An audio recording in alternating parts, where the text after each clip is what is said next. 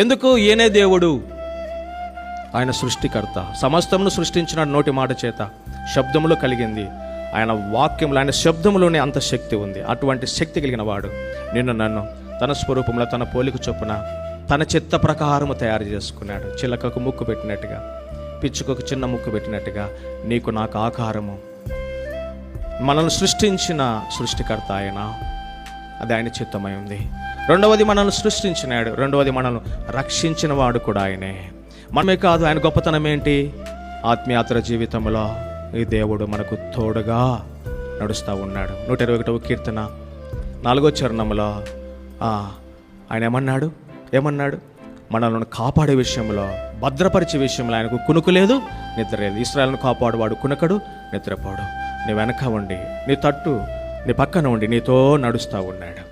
అంత మాత్రమే కాదు, ఆశ్రయ దుర్గమ్మగా, తన ఆశ్రయపురములో